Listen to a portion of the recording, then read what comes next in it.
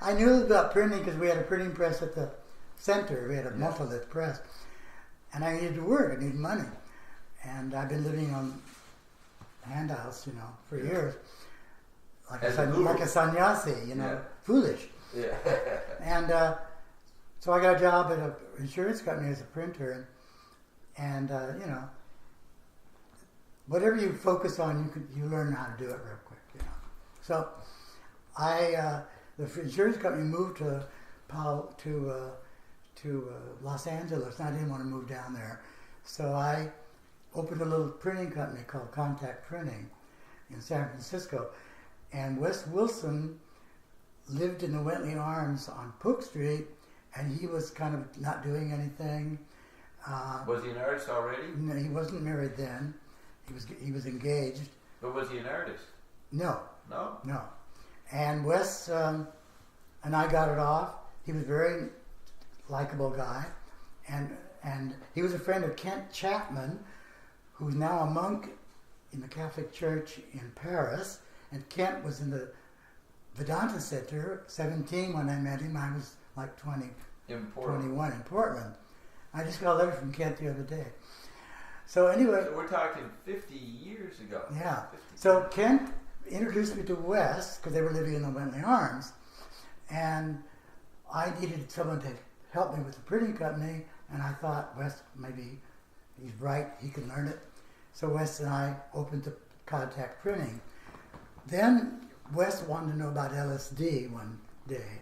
Would you tell people you had some, or you would keep that secret? Certain people I You told. could tell, once they became friends. Right. So he finds out you have it. Yeah. So he said, I would like to try it. I said, will you really? And he said, yes. I said, well, come on over and I'll give you some.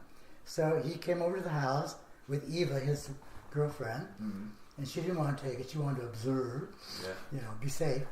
And Wes took 100, 200 milligrams.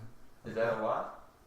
That's a good dose. Yeah. So, and I put earphones on him and laid him on the floor, a blanket, and played a lot of music. And later in the afternoon, he was in the kitchen looking at the floor, and he said, it's a mosaic pattern of Greek gods and goddesses, and he was going on and on and on. And so he was tripping. Later on, he went home. They had left after he was down enough. And I said, oh, okay, you can go enjoy the rest of the evening together. And then a few weeks later, Bill Graham... Bill Graham, pardon me.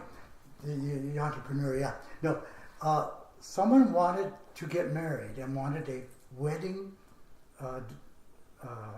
design, And so Wes said, well, I'll try and do it, And he started doing it. What he got from the acid? Yeah. And from the acid, he was translating those visionary, and that became his style. Right. Then Bill Graham wanted a poster for the Trips Festival. The Kankakee Trips Festival? Yeah. Yeah. So we did that. Yeah. And then within a week, Bill Graham had rented the Fillmore.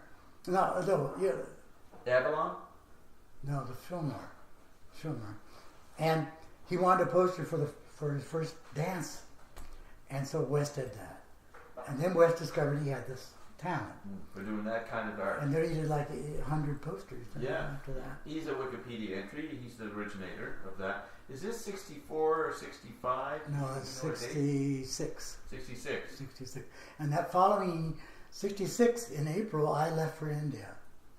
I sold the printing company and got out because a lady that lived in the center of integration gave me, when she died, $10,000. Right. And she gave Connie money. And we both went to Europe for 6 months, then on to India.